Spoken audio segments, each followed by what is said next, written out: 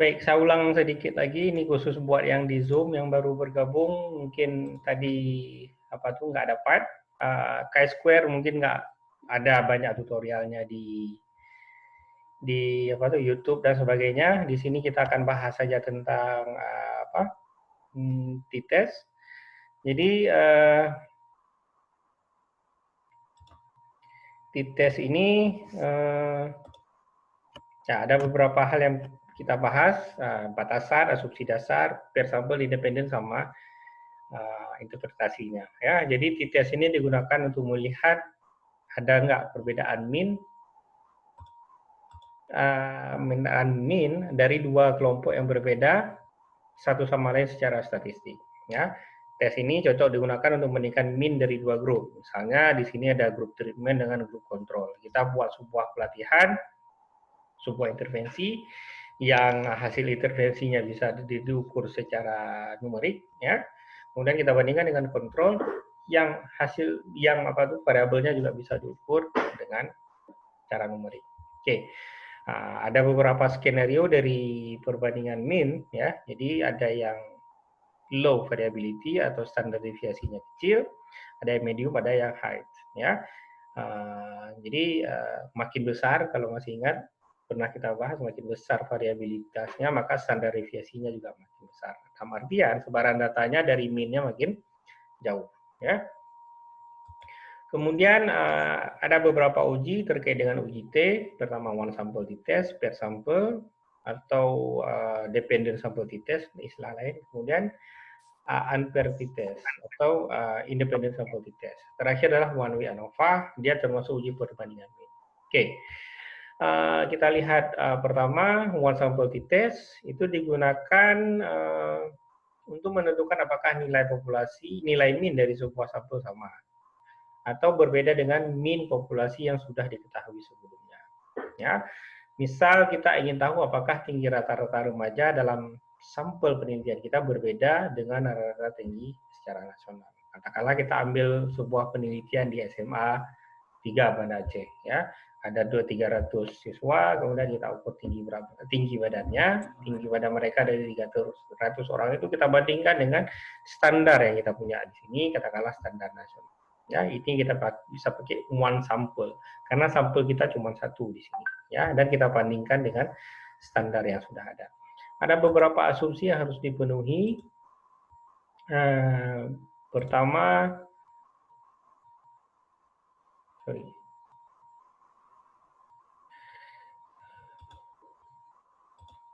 saya share di sini juga one sample, oke, betul. Ya, ada beberapa asumsi yang harus dipenuhi. Yang pertama, datanya harus numerik. Kemudian datanya harus numerik, kemudian bisa berupa skala interval atau rasio, ya. Sudah pernah kita bahas sebelumnya bedanya apa. Kemudian datanya independen, ya, tidak ada hubungan satu sama lain, tidak ada outlier. Tidak ada hubungan maksudnya di sini, kalau misalnya kita penelitian di SMA 3, maka data nasional itu bukan dari SMA 3 diambilnya, tapi dari seluruh Indonesia. Ya. Kemudian tidak ada outlier, kita bisa cek dengan blogspot. Misalnya yang terakhir, dependennya harus data pada sampel populasi kita, atau populasi kita itu harus, pada sampel kita harus distribusinya normal. Oke, ya. Jadi itu yang dimaksud dengan asumsi yang harus dipenuhi untuk one sample t-test. Kemudian cara ujinya kita pakai analyze, kemudian analyze, kemudian compare mean, masukkan variabel, kemudian kita klik OK, keluar outputnya. Ya. Yang pertama keluar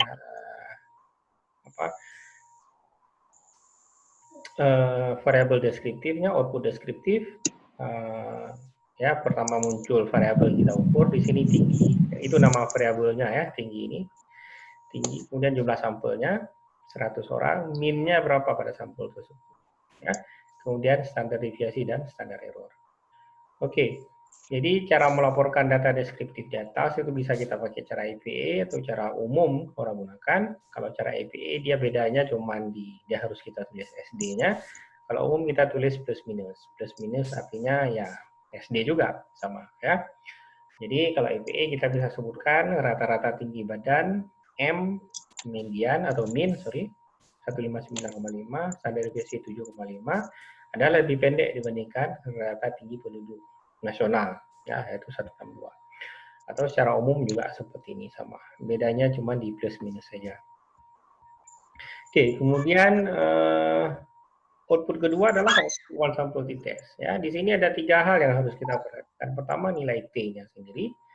Di sini 10, dia makin jauh dari 0 makin bagus hubungannya atau perbedaannya. Yang kedua, derajat kebebasan. Rumusnya N dikurang 1. Di sini N1000 dikurang 1 jadinya 999. Kemudian p-value. Ya, p-value di sini tulisan di SPSS atau PSBB adalah 0,000. Ya, itu artinya sangat signifikan.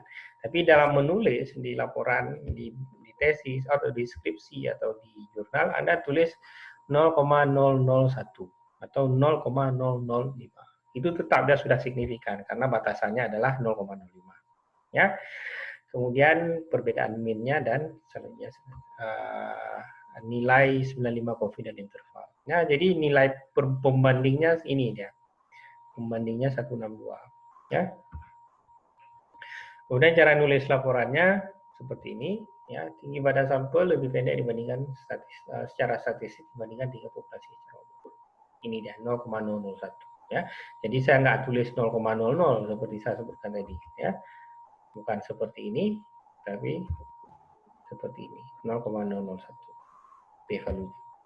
Oke, kalau mau lebih detail bisa dibaca sendiri ya. One sample t-test dilakukan untuk menentukan apakah tinggi badan subjek penelitian berbeda dengan tinggi masyarakat secara umum, di mana berdasarkan sensus tingginya adalah 162, cm.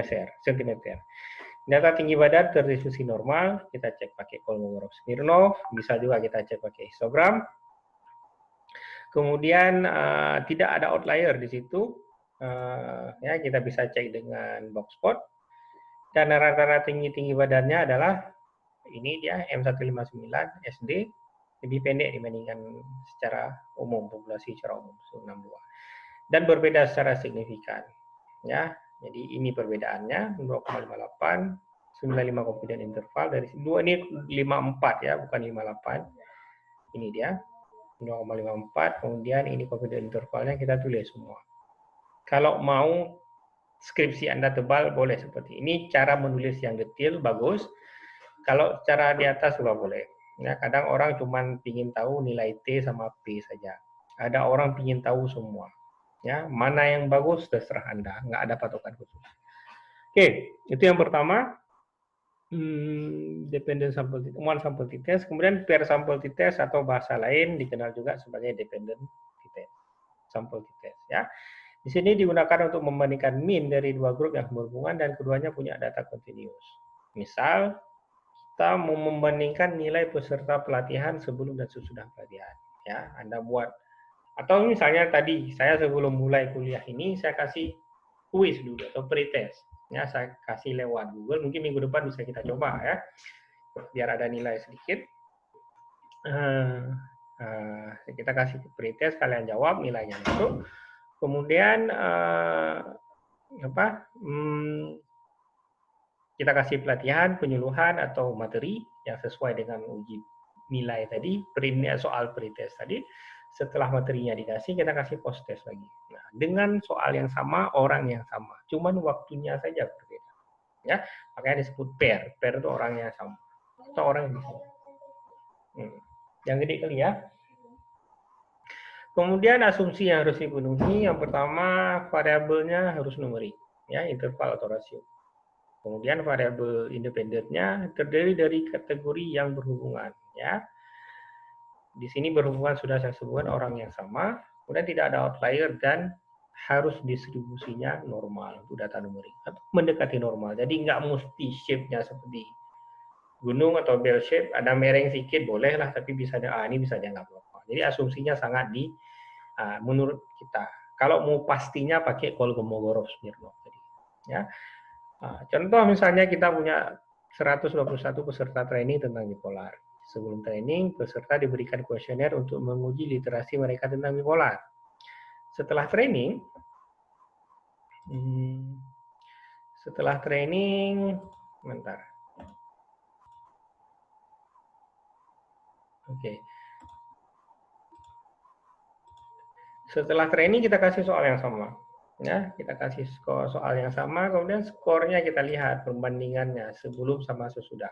Ya, caranya kita pakai PSPP. Klik analyze, compare mean, per sample t-test. Nanti kalian bisa buka laptop sendiri, slide-nya akan saya share, kalian bisa praktekkan.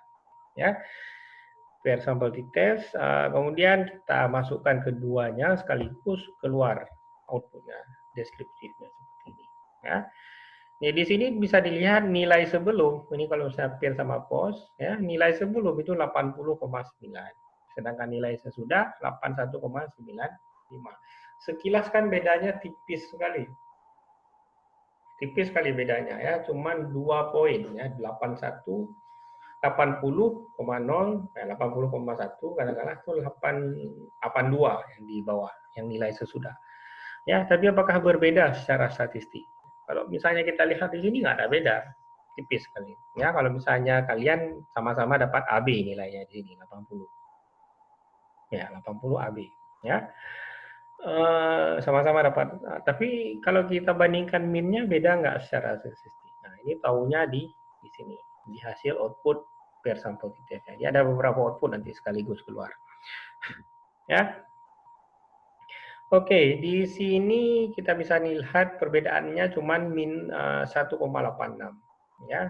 1,86 ini minusnya nggak ada maksud apa-apa, dia tergantung Anda masukkan mana duluan tadi. Ya. Kemudian standar deviasinya 3, 95 komodo intervalnya ini minus 2 sampai minus 1, kemudian p value-nya 0,001. Dalam artian secara statistik coba kita lihat. Nah, ada di sini ya. Interpretasinya di data deskriptif kita lihat bagian nilai min, di bagian per t-test kita perhatikan nilai t, derajat kebebasan dan p value. Di sini p value adalah 0,001 yang ini. Ya. Kemudian berarti H0-nya ditolak atau tidak cukup bukti untuk menerima H0, yang artinya ada peningkatan nilai yang signifikan sebelum dan sesudah pelatihan. Jadi ini yang sekilas memang 2 skornya, tapi yang harus Anda perhatikan ini yang dibandingkan memang bedanya 2 min sebelum sama sesudah. Tapi ini yang dibandingkan adalah pada seluruh peserta pelatihan. Jadi ketika semuanya naik atau ada 1-2 turun tapi yang lain nilainya naik, maka si statistik ini dia akan menyebutkan bahwa ada beda secara signifikan sebelum dengan sesudah. Oke ya. Tapi kalau yang berbeda cuma beberapa orang walaupun nilainya naik, nah itu dia bisa saja disebutkan tidak berbeda. Dalam kasus ini umumnya semuanya naik. Makanya walaupun naiknya sedikit dianggap signifikan. Oke ya. Kita laporkan dengan format T degree of freedom, ini T ya, kemudian degree of freedom 120 ya. Kemudian P value-nya ini 5,8, OT nilai T-nya. Nah, ini kemudian P value-nya 0,001. Jadi seperti itu cara kita laporkan. Oke, ada pertanyaan untuk dependent sample t-test sebelum kita masuk yang ketiga? Enggak ya, kalau ada ketik saja juga boleh. Ketik di chat, oh ya, di Zoom ada chat, belum ada yang ketik apa-apa, di sini juga ada. Oke. Sudah ya, sudah screen-nya sudah ada dua-dua kan? Sudah. Oke, baik. Oke, nggak ada pertanyaan ya. Kita masuk yang ketiga ke dependent sample t-test.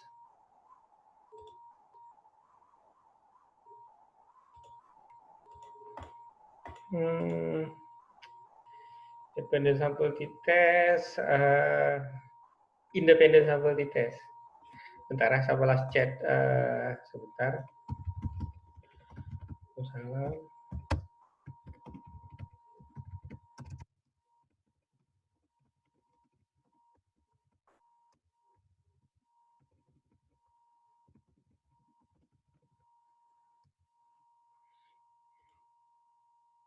Oke, independent sample. Jadi kita sudah sejauh ini kita sudah belajar hari ini ya. Kita sudah rekap semua. Pertama chi-square, yang kedua adalah one sample t-test, kemudian pair sample t-test atau dependent sample t-test, ya, uji pre sama post. Yang selanjutnya adalah independent sample t-test. Dan ini juga cukup sering digunakan, ya. Yang kedua, yang saya lihat yang kedua yang sering digunakan setelah chi-square. Oke. Kalau kita gunakan independent sample t-test ini, itu di saat kita mau membandingkan mean, ya, mean dari dua grup yang tidak punya hubungan keduanya, ya, dan keduanya punya data murid. Nah, misal kita ingin membandingkan skor depresi laki-laki dengan perempuan. Nah, dengan bahasa lain kita bisa bilang kita ingin melihat ada nggak hubungan antara jenis kelamin dengan depresi. Ya, jadi bahasanya yang kita pakai ada hubungan antara jenis kelamin dengan depresi. Yang kita lakukan adalah kita membandingkan atau melihat ada nggak beda skor mean antara laki-laki dengan perempuan di sini. Ya, nanti bisa dibaca sendiri slide-nya kalau kurang paham, insya Allah paham ya kalau sudah praktek.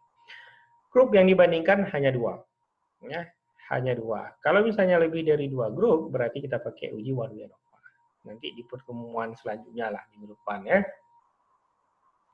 Oke, misalnya di sini skor depresi. Depresi itu kan seperti saya sudah bahas sekilas tadi bisa kita ukur lewat dengan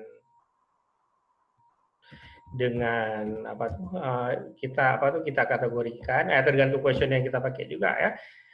Jadi misalnya kita pakai DAS 21, skor depresi itu bisa dibagi menjadi ringan, sedang, berat. Bisa juga kita ambil skala numeriknya. Jadi makin besar skornya, makin berat depresinya. Berdasarkan jawaban yang dikasih. Oke ya. Jadi misalnya kita membandingkan skor depresi di sini, skor atau jangan depresi lah, skor kepuasan. Ya, kepuasan kan bisa juga puas, tidak puas, sangat tidak puas. Bisa juga misalnya atau jangan kepuasan, ya yang jelas yang pasti numerik itu lama rawatan. Lama rawatan, ya kita bandingkan misalnya lama rawatan pasien di rumah, lama rawatan itu kan dalam hari, ya. Nah, 1 hari, 2 hari, 5 hari, seminggu atau 7 hari dan sebagainya. Lama rawatan dengan jenis penyakit misalnya, ya. Misalnya ada yang pasien datang dengan TB, kita bandingkan pasien yang datang dengan gangren misalnya. Yang TB rata-rata berapa rawatannya, yang gangren atau yang DM berapa hari lama rawatannya. Kita bandingkanlah dua grup ini. Ya. Nah, karena cuma dua grup, kita bisa menggunakan sampel t-test. Kita bandingkan lama rawatan pasien gangren atau DM dengan TB. Misalnya kita tertarik misalnya, Pak, saya nggak cuma dua saya bandingkan, ada 3 grup di sini Pak, atau lebih, nah, ada 4 penyakit saya bandingkan masa rawatan, lamanya masa rawatannya, bisa nggak? Bisa, ya. Tapi kita pakai one way ANOVA. Yang one way ANOVA itu 3 atau lebih kita pakai dia, kalau cuma 2 kita pakai independent sample t-test. Makanya one way ANOVA itu sudah disebutkan sebagai uji lanjutan dari independent sample t-test. Ya. Kalau 3-4 misalnya apa? Misalnya kita bandingkan lama rawatan antara pasien yang diabetes, DM tadi, gangren, kemudian pasien tuberkulosis, kemudian pasien post SC katakanlah, kemudian satu lagi fraktur, post op fraktur. Ya, ada 4 kelompok pasien di sini. Ya, kita lihat masa rawatannya. Beda nggak satu sama lain? Beda nggak secara statistik dalam kasus ini? Atau bahasa awamnya, ada nggak hubungan jenis nama penyakit dengan lamanya masa rawatan? Ya, oke. Asumsi independent sample t-test itu lumayan banyak. Ya, yang pertama asumsinya adalah, asumsi pertama adalah variabel dependent harus berapa numerik, ya, bisa interval, bisa rasio, ya. Kemudian variabel independen harus terdiri dari 2 kelompok yang tidak berhubungan. Misalnya laki-laki sama perempuan, hitam putih, ya tidak, sehat sakit, kampus tidak, kena COVID atau tidak, puasa atau tidak, ya, dan sebagainya. Cuma 2 grup yang kita bandingkan. Kemudian observasi independen, maksudnya nggak ada hubungan satu grup dengan lain. Jadi bukan orang yang sama kita bandingkan, ya, orang yang berbeda. Ya. Selanjutnya tidak ada outlier. Tidak ada nilai ekstrim. Kemudian variabel dependent harus normal atau mendekati normal. Kita bisa cek dengan histogram atau uji Kolmogorov-Smirnov. Ya, terserah mau pakai salah satu, nggak mesti Kolmogorov-Smirnov selalu. Yang terakhir harus homogen, ya. Bisa kita tes dengan Levine test for homogeneity. Oke, kemudian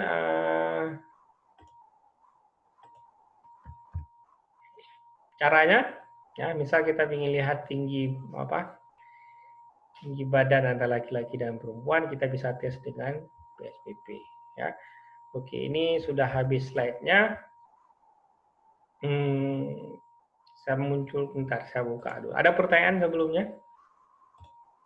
Saya buka PSPP dulu.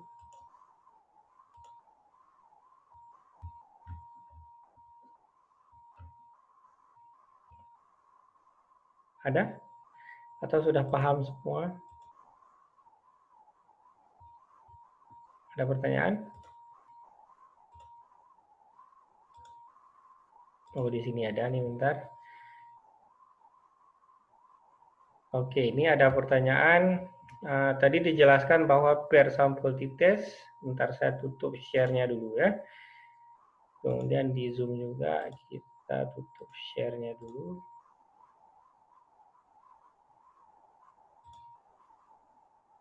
Oke, bentar, ini ada yang nanya, tadi dijelaskan bahwa per sampel t-test digunakan untuk membandingkan min dari dua grup yang berhubungan.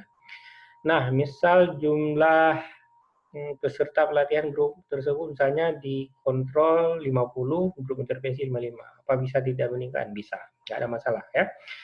Nilainya nggak berubah, karena yang kita lihat adalah min-nya. Ingat kan rumusnya apa untuk min? Kita gabung semua nilainya, kemudian kita bagi jumlah orangnya. Nah, jadi nggak ada masalah ya. Boleh kita bandingkan 50 sampai 5. Tapi jangan ekstrim sekali. Misalnya satu kelompok 100, satu kelompok 10. Tidak. Ya. Kalau 50 sama 55 masih boleh. Bagus. Pertanyaan lain ada lagi? Oke, tidak ada. Bisa ketik saja juga boleh soalnya. Di Zoom, yang dari Zoom belum ada yang ngetik apa-apa nih. Chat belum ada. Oke.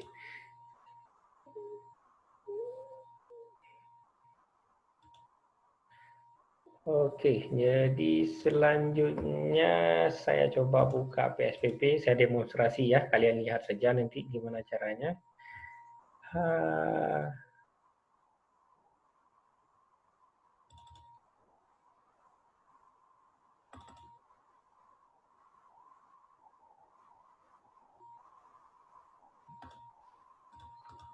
Bentar ya. Ekstrak di desktop.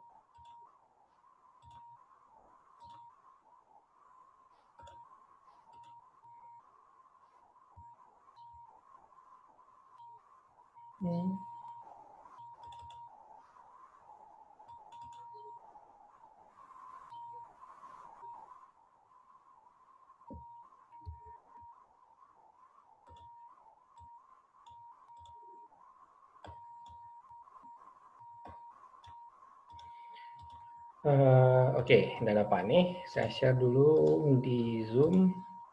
Share screen. Share. Kemudian di sini. Di Meet.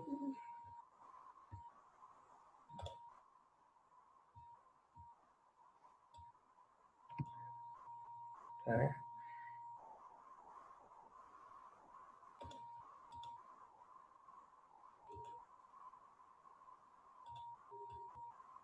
Nggak muncul lagi share ya di Meet.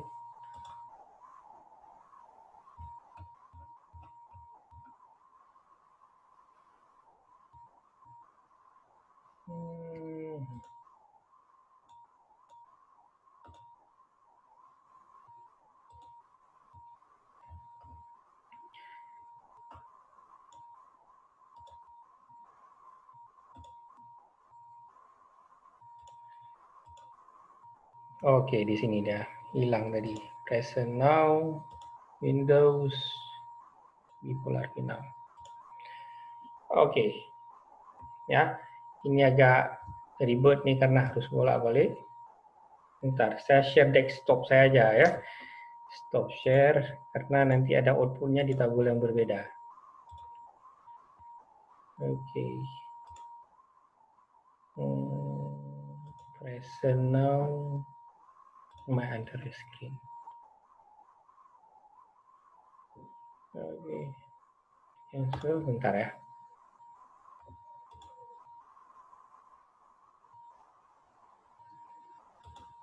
Ini aja lah. Baik, nampak ya screen-nya semua. Kemudian di zoom, kita share juga. Nah, share screen ya. Jadi yang saya lihat kalian saja. Oke, udah bisa lihat tabelnya sekarang? PSPP? Udah. Bisa, Pak. Bisa, Pak. Oke, bagus. Cukup satu aja yang jawab. Mewakili. Baik, kita akan demonstrasi 3 uji sekaligus ya. Pertama uji chi-square tadi ya. Chi-square, kemudian one sample, independent sample, sama pair ya. Oke, chi-square. Chi-square itu uji baris kali kolom ya. Di sini ada data tabel bipolar, data bipolar itu sampelnya sampelnya 1000 orang. Misalnya di sini ada variabel jenis kelamin ya, seks, ini codingnya 01, 0 untuk perempuan, 1 laki-laki. Sama tadi variabel ini gender, kemudian ada juga bipolar YN di bawah. Ya. Ini codingnya 0 untuk tidak, 1 ya. Ya, saya ingin melihat ada nggak hubungannya seperti kita sebutkan tadi, ada hubungan antara jenis kelamin dengan bipolar. Jadi caranya adalah klik analyze, ya, kemudian cross step. Jadi kita bawa saja kursornya, kemudian muncul tabel seperti ini. Nah, di sini kita masukkan seks atau gender di row boleh, di kolom boleh, nggak masalah.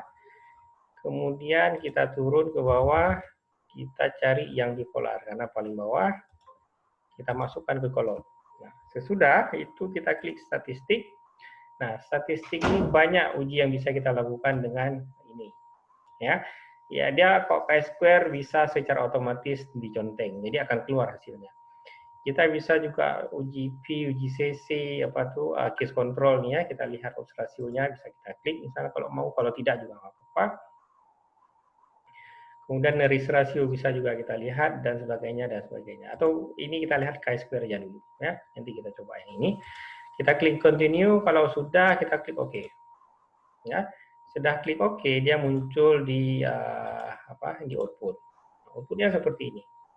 Ada 3 tabel yang muncul. Pertama summary, yang kedua baris kali kolom, yang ketiga adalah chi-square-nya. Ya. Jadi di yang pertama di sini, yang baris pertama ini adalah ini kan bipolar ya tidak. Ya, 0 berarti perempuan yang tidak bipolar. Jumlahnya 271. Sedangkan bipolar yang perempuan yang bipolar 55,3. Secara umum dia adalah 55,3% dari seluruh populasi. Sedangkan kalau misalnya kita lihat dari kelompok perempuan saja, maka yang bipolar adalah 67,1%. Ya. Jadi lihat 100%-nya kemari. Ya. Jadi 32 tambah 67 100. Jadi 67 ini adalah 100% dari kelompok perempuan.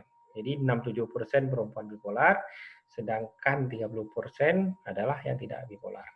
Kemudian 78 ini apa? 78 kita ke bawah lihatnya.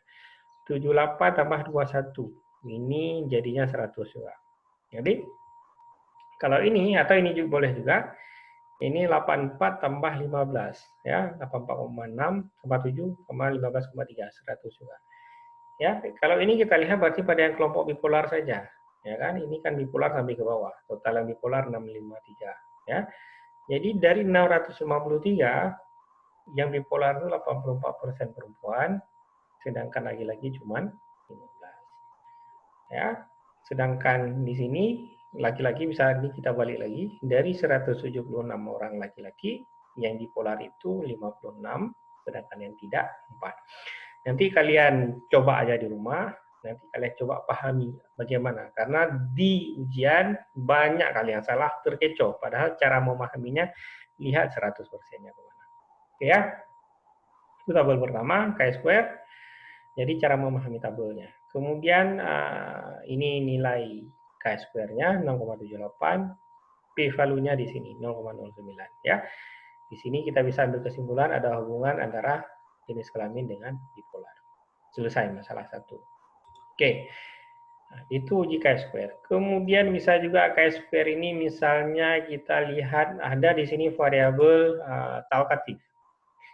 Siapa yang lebih talkatif menurut kalian? Laki-laki atau perempuan? Lebih banyak ngomong, laki-laki atau perempuan? Perempuan ya?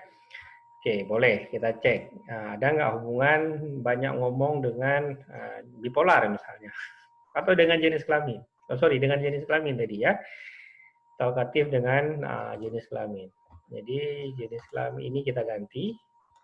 Ya, kita masukkan yang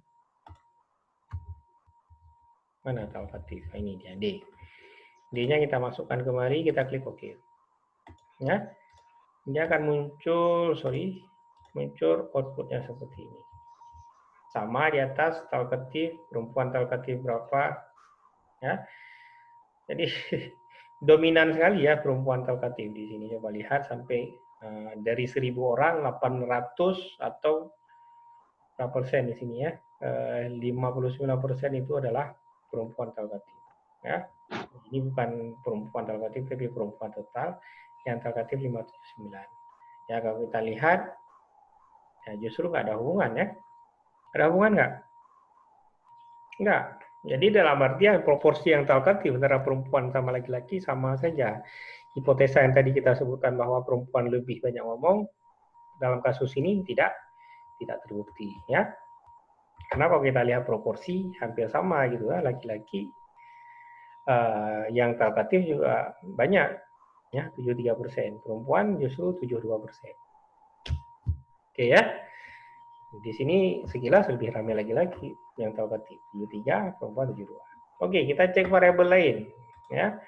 Di talkatif sama, nggak ada hubungan antara suka ngomong dengan jenis kelamin. Ini yang ngetes ini yang bipolar ya, jadi wajar. Jadi bipolar tuh nggak jenis kelaminnya lagi dilihat. Dan talkatif ini salah satu tanda dan gejala orang bipolar. Jadi kalau banyak ngomong itu bisa saja Anda bipolar ya. Jadi hati-hati. Kemudian kita lihat misalnya yang susah konsentrasi. Siapa lebih dominan, laki atau perempuan dalam sampel kita ini? Ya. Sekilas berapa? 85 perempuan, laki 79. Perempuan lebih banyak. Tapi kalau kita lihat 0,051 lebih besar dari 0,05. Bisa kita ambil kesimpulan juga nggak ada hubungan.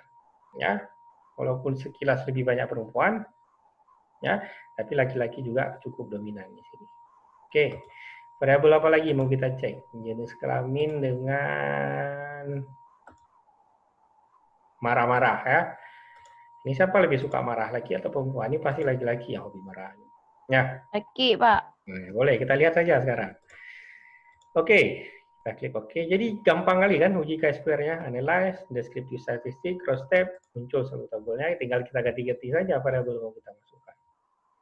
Oke, yang marah satu ya kodingnya, lagi perempuan 83, laki cuman 58. Jadi perempuan yang hobi marah ya. Oke. Jadi talkatif tadi sama, justru marah-marah di sini. Ini menurut pengakuan mereka sendiri ya, si pasien. Oke, jadi ada hubungan antara suka marah dengan gender, dengan jenis kelamin. Perempuan lebih suka marah. Itu cara chi-square. Jadi Anda bisa kita tes satu persatu, kita bahas, kita tes, kita bahas sampai habis. Oke, selanjutnya kita lihat one sample t-test. Ya, di sini ada variabel namanya. Jadi kalau misalnya kita lihat variabel apa saja, di sini ada variabel umur. Ya, umur ada, nanti kita bisa lihat min, standar deviasi atau yang lain sebagainya boleh ya. Ini tinggal kita klik saja. Tapi kita tertarik sama min sama standar deviasi. Kita masukkan, kemudian keluar outputnya. Ini dia. Ini deskriptifnya. Kemudian yang ini min-nya. Jadi dari 1.000 orang rata-rata usianya adalah 21. Ya, 21. Ini respondennya. Sekarang kita ingin tahu yang bipolar ada berapa orang di sini ya. Analyze, frekuensi, min-nya kita buang, bipolar kita masukkan. Ya, kemudian kita klik OK, ada outputnya, ini dia. Nah, di sini yang bipolar codingnya 1 ya. Di sini min-nya nggak berarti karena cuma 01 ya. Jadi 0,6 itu nggak ada maksud apa-apa ya. Nggak bisa kita interpretasi. Jadi yang kita ambil justru yang di atas, yang deskriptifnya. Di sini terlihat bahwa yang bipolar ada 65%. Jadi di saat kalian presentasi ya nanti di seminar, di sidang, jangan fokus pada frekuensi. Jangan fokus pada jumlah, tapi sebutkan presentasi. Karena kenapa? Kalau frekuensinya kecil, kita ribet sebutkan ya. Tapi kalau persentase mau kecil, mau besar jumlahnya, atau kalau frekuensinya besar, misalnya ada 5.730, kan susah kali kita sebutkan. Kalau 5, 3 itu gampang. Ya. Tapi kalau persentase juga harga jumlahnya segitu-gitu saja ya, tetap di atas, di bawah 100. Jadi lebih gampang kita sebutkan. Jadi kalau kalian presentasi fokus pada persen, bukan frekuensinya. Jadi di sini yang bipolar itu frekuensinya 65%. Ya, 65,3, sedangkan yang tidak 34,7. Nah, sekarang misalnya kita ingin lihat ada nggak hubungan antara bipolar dengan jenis kelamin? Oh, bipolar dengan jenis kelamin sudah Chi-square. Misalnya bipolar dengan usia, ada nggak hubungan? Uji apa kita gunakan berdasarkan yang sudah kita pelajari tadi?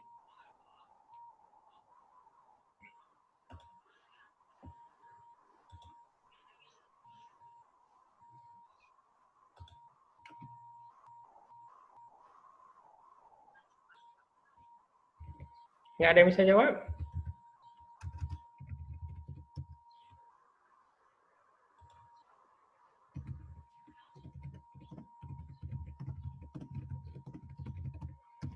Karena misalnya kita lihat di sini skor usia perbandingan usia dengan umur dengan bipolar. Uji apa kita pakai? Kita sudah off semua nih. Oh, masih banyak nih. Ayo, uji apa kita gunakan?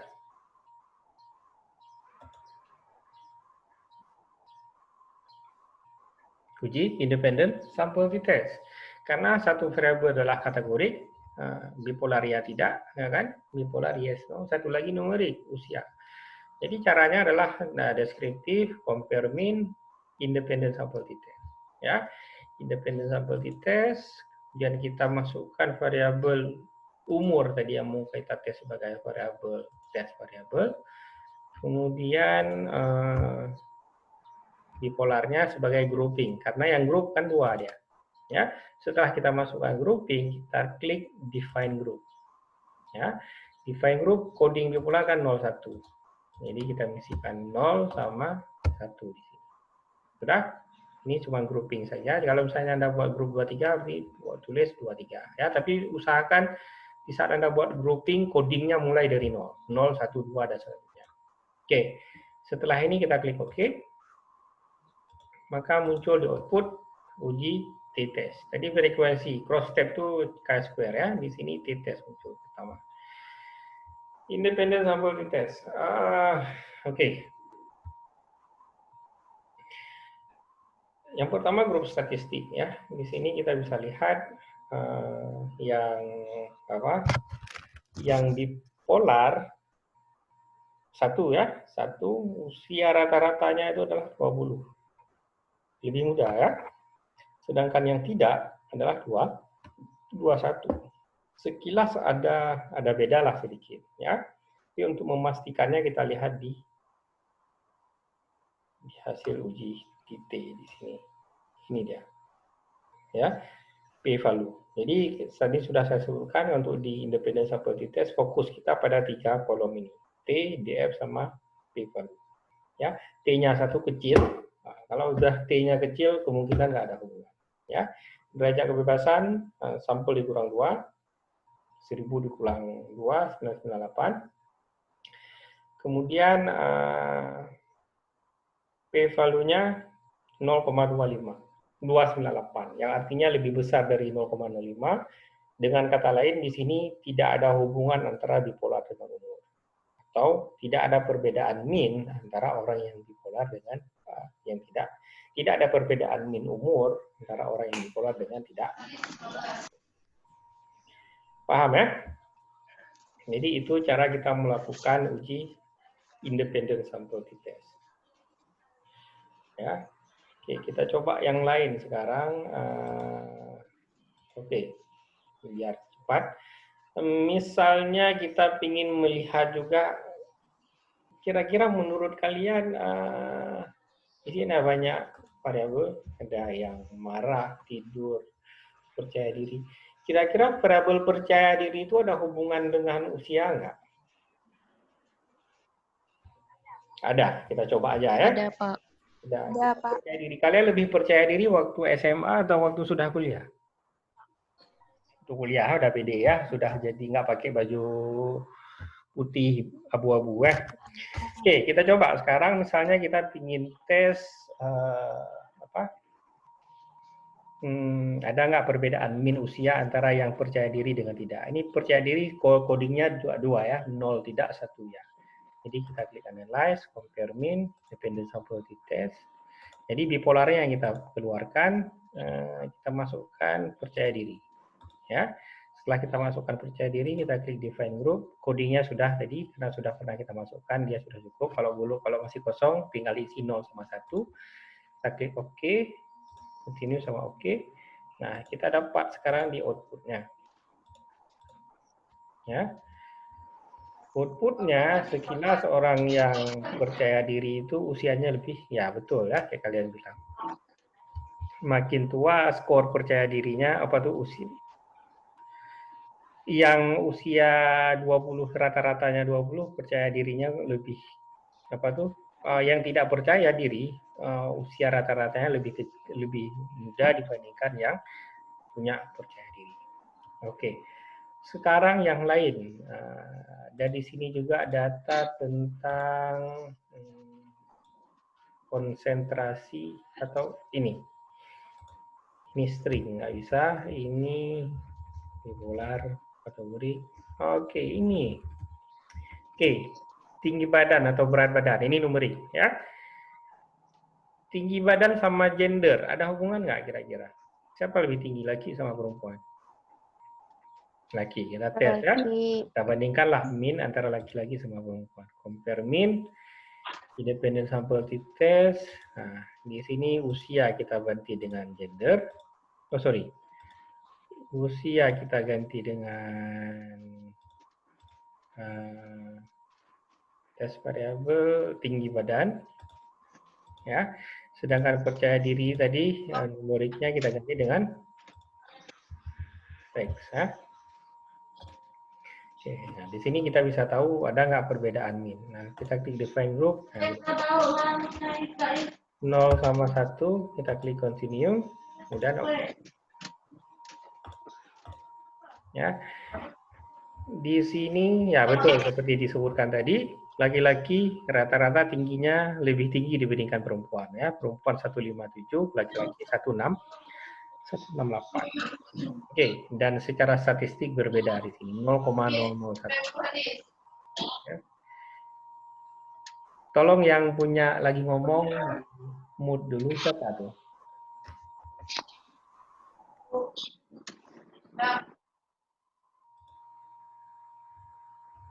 Dan tidak mute di sini, ntar saya lihat juga. Karena bisa dicek siapa yang hadir, siapa tidak. Oke, kemudian di zoom. Oh,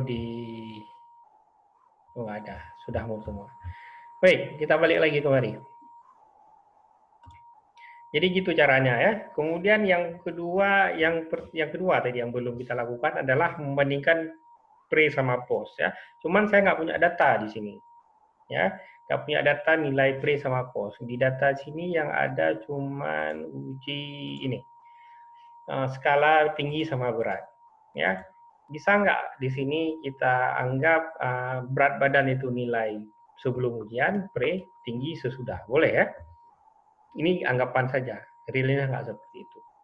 Ya, untuk analisa saja. Jadi berat badan itu kita anggap sebagai nilai pre-test, tinggi badan kita anggap sebagai post-test. Tes saja ya. Jadi caranya kita analyze, compare mean, per t-test, per sampel t-test. Ya. Nah, ini kita besarkan, ada dua variabel, kita masukkan tadi tinggi, yang sebagai post-test kita anggap sama berat. Ya, kemudian tinggi. Oke, berat pre, tinggi post. Kemudian kita klik option, oke, 95% confidence interval, kemudian kita klik oke. Ya, muncul di sini, oke, tinggi atau pre 55, post 159, ya, signifikan sekali ya, namanya tinggi sama berat badan, signifikan juga di sini juga signifikan. Ya, artinya ada perbedaan skor tinggi sama berat badan, ya, atau ada perbedaan skor min sebelum sama sesudah pelatihan. Jadi itu caranya, compare min per sampel di tes, kemudian kita masukkan dua variabel dan selesai. Oke,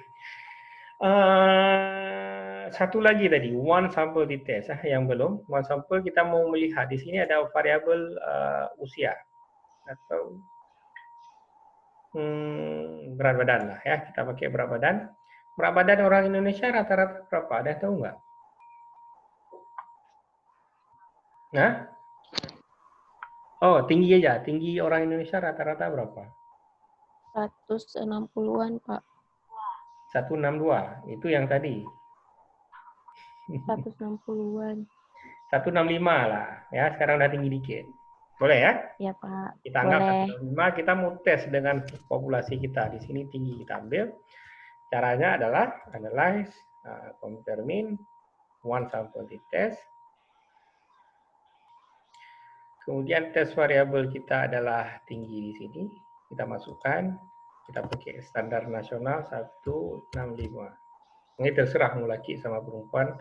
Sekarang kan anak-anak sekarang usia kalian kan udah tinggi-tinggi ya, udah 170, rata-rata di atas 170. Dulu zaman saya dapat 160 aja udah sujud syukur tuh ya, karena kurang gizi saat itu. Belum lagi lahirnya masa konflik ya. Oke, jadi gitu aja. Kita klik variabel yang ingin kita uji, kita masukkan tes variabel. Tes variabel ini berdasarkan standar yang sudah ada. Kemudian kita klik OK. Ya, kita klik OK, muncul tabelnya.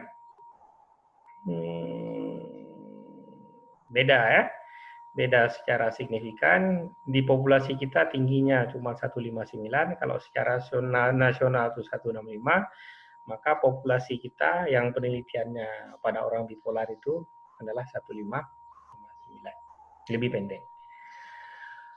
Oke, saya rasa itu saja untuk hari ini. Minggu depan kita bahas one way ANOVA sama Pearson correlation coefficient ya. Jadi dua uji lagi. Seharusnya ada latihan. Ini ada saya rekam, tenang saja. Semoga rekamannya bagus. Nanti saya coba upload. Nanti mungkin kalian bisa belajar lagi. Ada pertanyaan sampai di sini?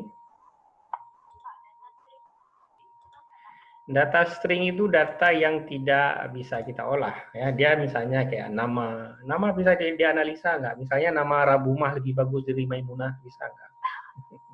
Nah, itu data saja, data string yang ada orang analisa namanya cloud analysis. Maksudnya berapa kali kata itu muncul. Ya, itu bisa. Ya, tapi jarang digunakan di statistik. Ya, jadi itu nggak coding. Jadi kayak suku. Suku misalnya saya analisa sekarang. Analyze apa yang kita analisa? Deskriptif, frekuensi, suku. Sorry, ini kita keluarkan dulu. Suku itu kan ada Aceh, ada Batak, ada Jawa. String di sini kan. Kita lihat apa hasilnya. Nah, ini karena deskriptif, ya. Seharusnya dia pakai cloud analysis. Jadi ini karena deskriptif, walaupun apa? Karena dia nggak buat coding di sini, dia tulis saja suku-sukunya atau asalnya seperti ini. Ya, orang Sunda lumayan nih, 82 kali muncul. Yang paling sering apa ya?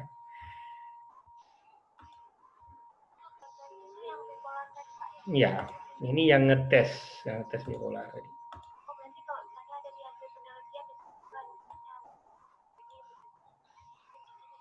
Iya, iya. Ya, ada nggak cloud analysis? Di sini tidak ada cloud analysis. Variat, nggak ada. Ya, nah, di SPSS ada fungsi cloud analysis itu bisa dianalisa. Ya, tapi kalian nggak penting nggak belajar. Ya. Oke, ada lagi yang lain?